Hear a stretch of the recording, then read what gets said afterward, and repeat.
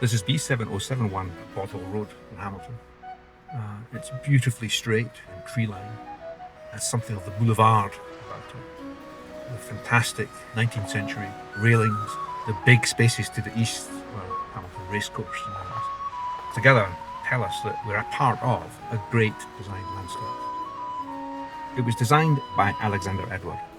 The design is based on a huge axis that runs through the palace to the river on the north and up to what is now Châtellerault and beyond in the south. This road runs parallel to that. To the south of this, he picked it up with just a few trees, indicating the sightline across open farmland. And then, once it reaches the high parks, he cuts an avenue through that forest, so the axis is reasserted to the south. To the north, it aligns with Bothwell Bridge, but there was also a significance in the way he designed the landscape in relation to the bridge. Where the BMW garage is now, there was a belvedere called Selkirk Belvedere, and that commemorated the battle at Bothwell Bridge and the political success of the Hamiltons in the late 17th century that culminated in the Duke of Hamilton being made a Knight of the Garter. This belvedere echoes the Star of the Garter, with one of its vistas terminating on the bridge.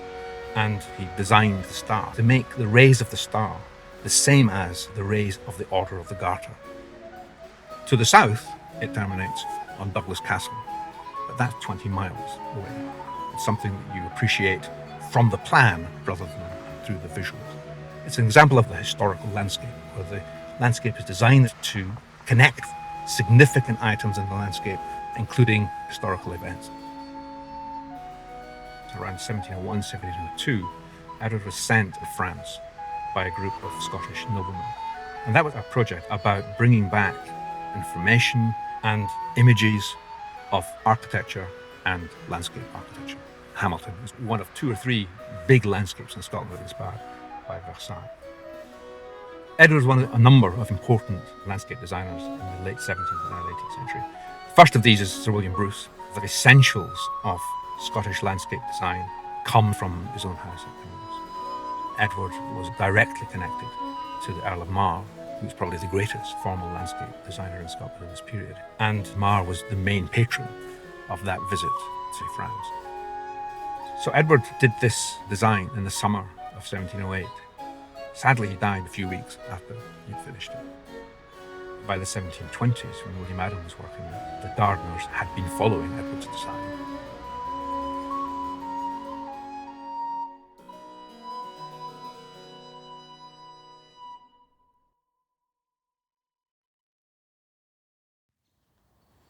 My dearest cousin, since the death of your father last year and your mother's untimely demise this spring, you have been constantly in my thoughts and prayers. My son John expects to be with you in 4 days. He has been taken up with a great deal of business here at Alloa since he inherited his father's title. He is seated with me as I write and sends you his fondest regards and apologies for postponing his arrival. John will remain with you at Loudoun Castle and will accompany you to your lodging at Master Kirkwood's house in Linlithgow. It remains for me to assure you of my enduring desire to serve you, and I entrust you to our Lord's benign, boundless and loving care. Your cousin, Mary Mar.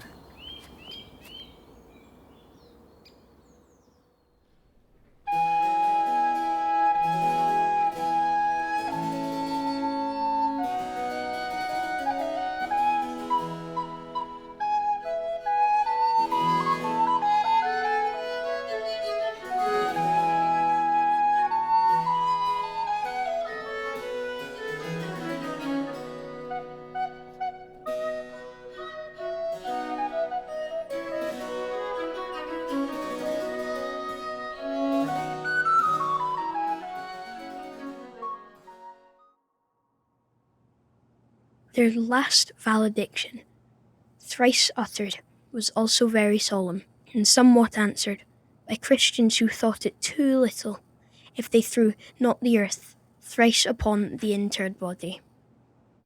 That in strewing their tombs, the Romans affected the rose, the Greeks amaranthus and myrtle, that the funeral pyre consisted of sweet fuel, cypress, fir, larix, yew, and trees perpetually verdant, lay silent expressions of their surviving hopes.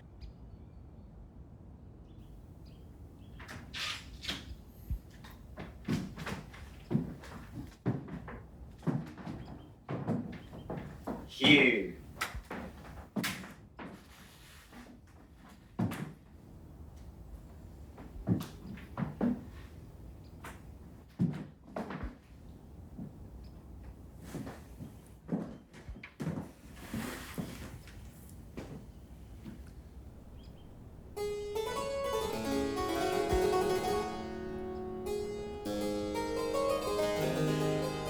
Sir Thomas Browne.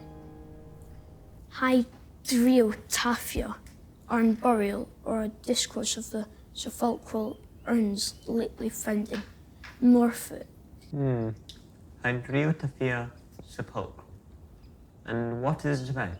My tutor says that it will enable me to comprehend the meaning of death and how I might commemorate my dead parents. Go on. For that the seeming dead will restore itself from the root.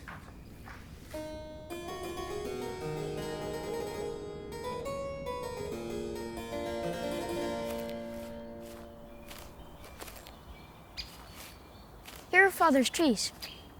I would like to plant them out, but I'm not quite sure how to do it. I've done some planting at Alloa. We can do this, Hugh. Lord Binning made a huge plantation at Tinningham when he was only 10 years old. 2, 4, 6, 8.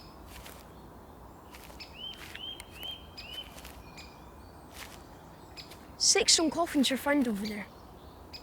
No one quite knows how old they are. Possibly pagan antiquities? Really? Is it true you have Sir William Wallace's sword at Loudoun? Yes, he was my ancestor.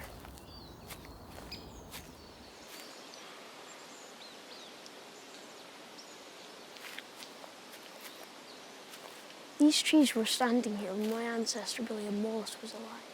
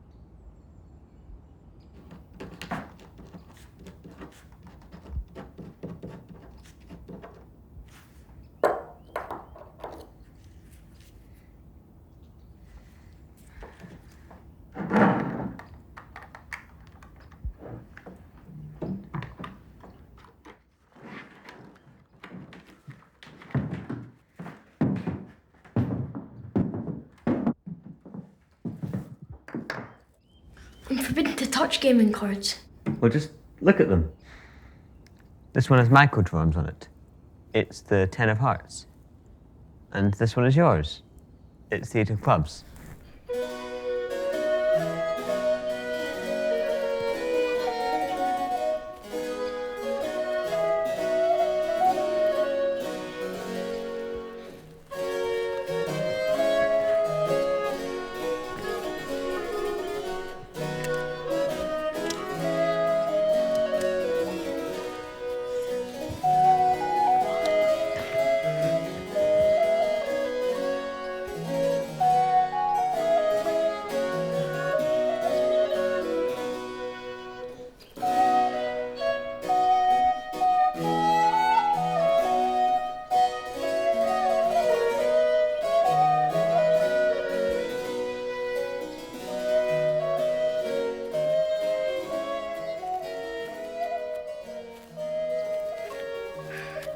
John, What is the proper way for children to commemorate their dead parents?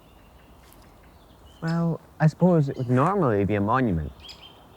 However, Sir Thomas Browne says the great stone monuments that satisfied the ancients' vanity for Elysiums were nothing compared to the true Christian death. But in living, we are ready to be anything, in the ecstasy of being ever, and as content with 6 foot in the earth as we would be with the monuments of Hadrian the Great. So, if not a monument, then what?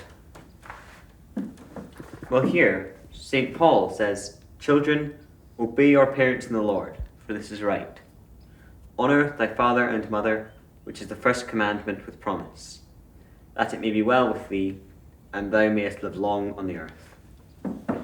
And part of Sir Thomas Browne's book is called The Garden of Cyrus, or The Quincuntial Lozenge, or Network Plantations of the Ancients, artificially, naturally, mystically considered. And Sir John Evelyn recommended quincunxes for gardens as emblems of symbolical thought. And you know, playing cards are quincunxes, and so are dice. So don't you think we could use the playing cards to design a garden?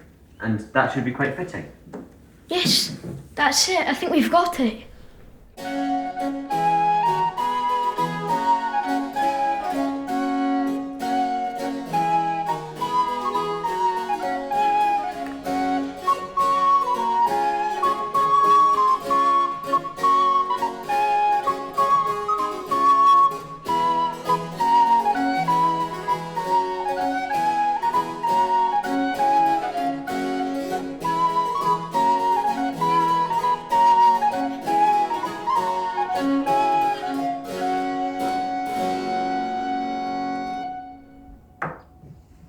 I've decided to become an architect and landscape designer.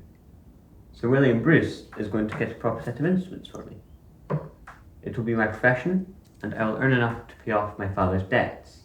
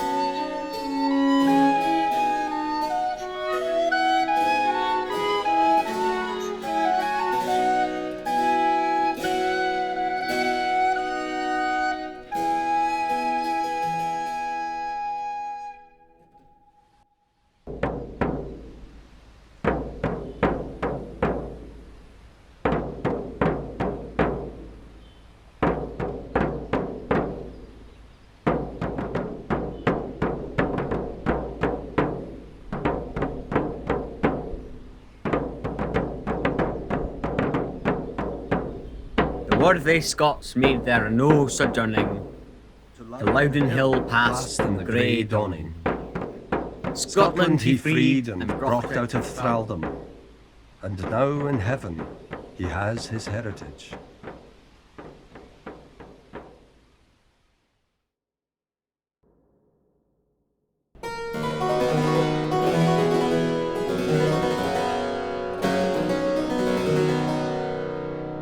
Dear Earl, there are no fiddles in this country, but I've picked up the Duchess of Argyll's harper, a pretty good one.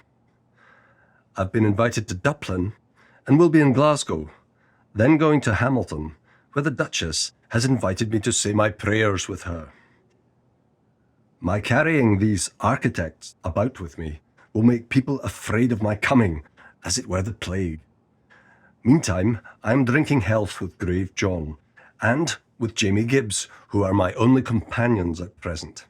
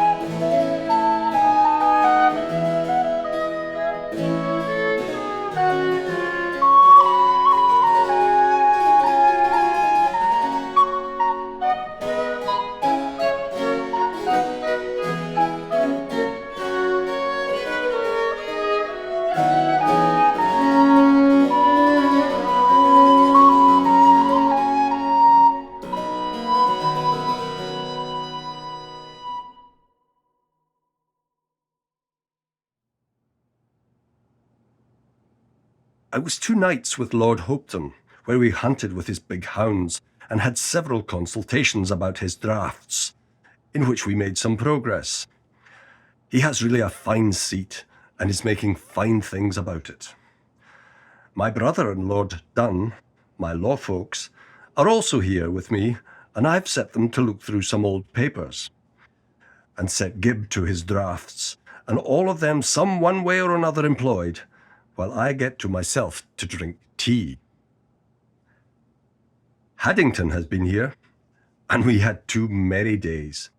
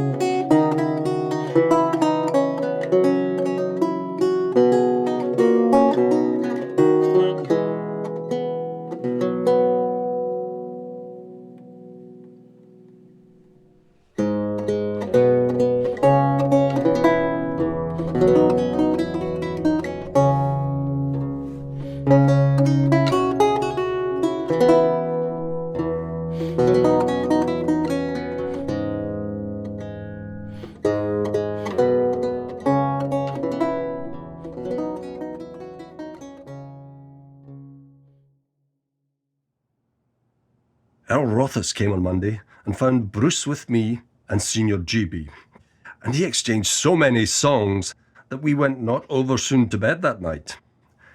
Next day after dinner, we had an intimation by a footman that my inn was to be made happy that night in entertaining His Grace of Athol.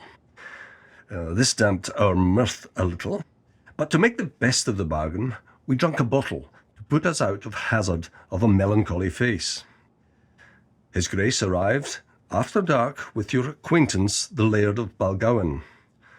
The rest of the Clan Jamfray having taken up their quarters in the town, Rothus and Bruce played at cards till supper, while His Grace teased me about the politics, of which I could give him little satisfaction.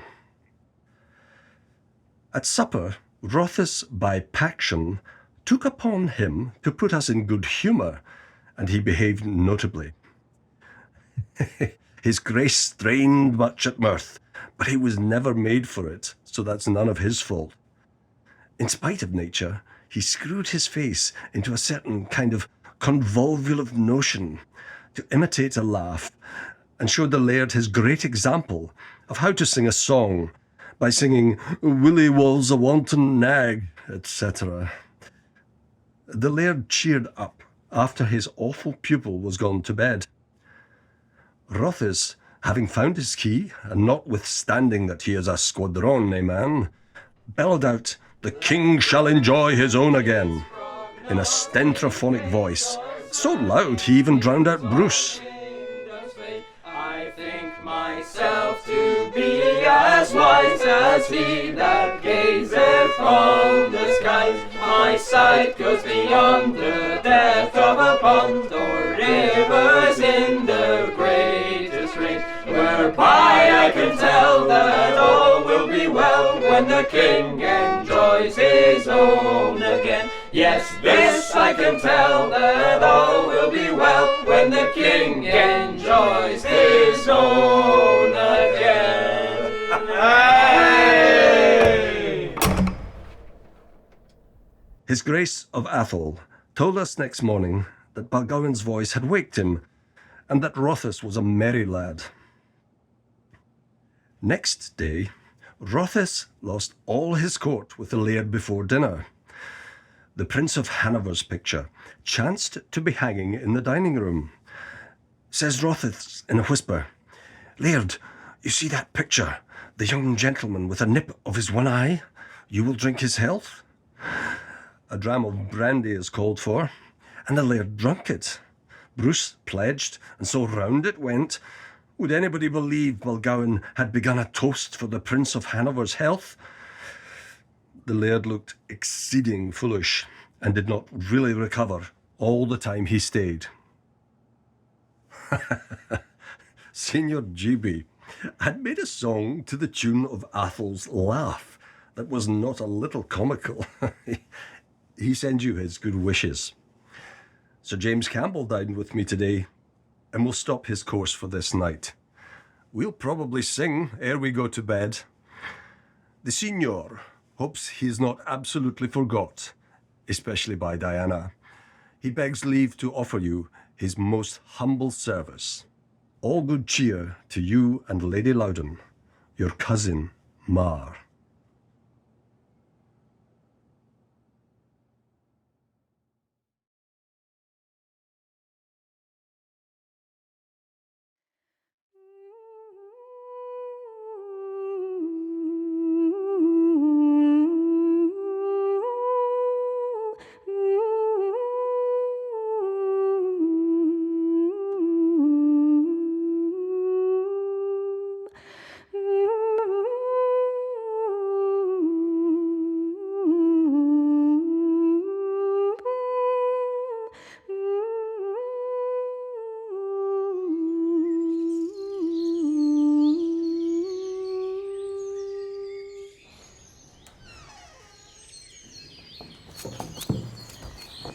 That's me. Got your ice now, your lordship.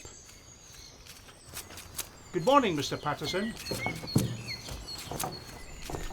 Oh, lovely. We shall have ices today.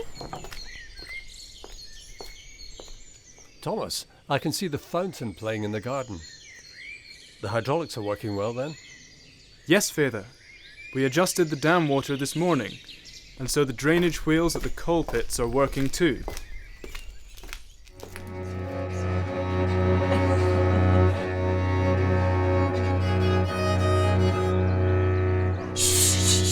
They're looking this way.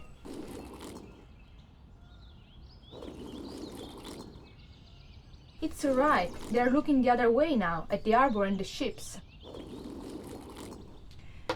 Dancers ready? 1, 2, 3, 4.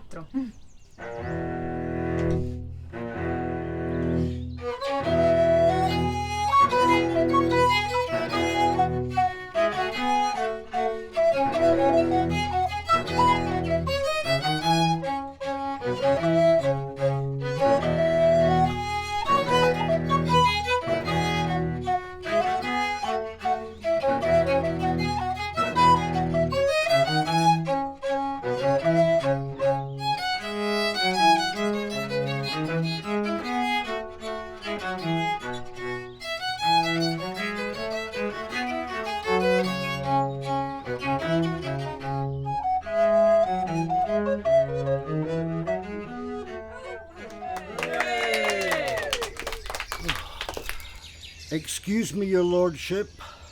The post has arrived from Rome. Thank you, Patterson. If it's from the king, I must reply immediately. But, Papa, we were going to finish the palace designs this afternoon. Yes, dear girl, we will. All will be finished, all in good time. And in time, we shall see Alloa, just as we dream of it now.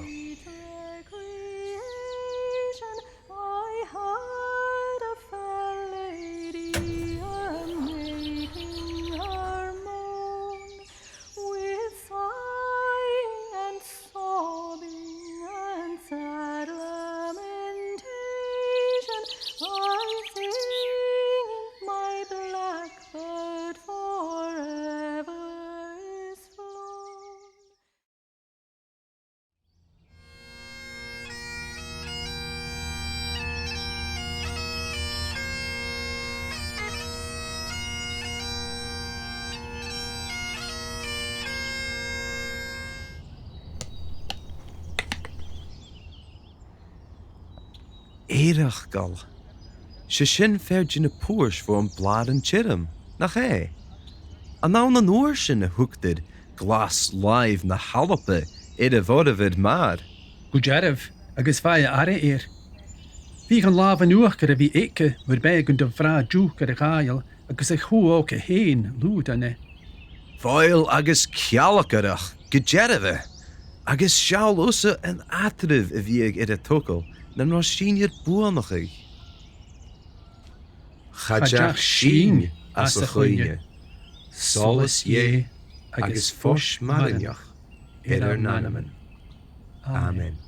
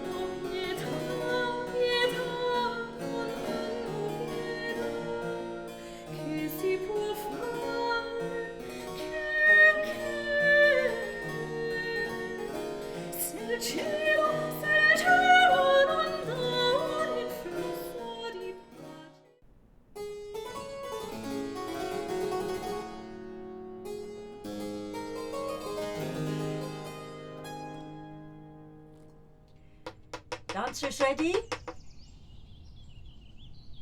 1, 2, 3, 4.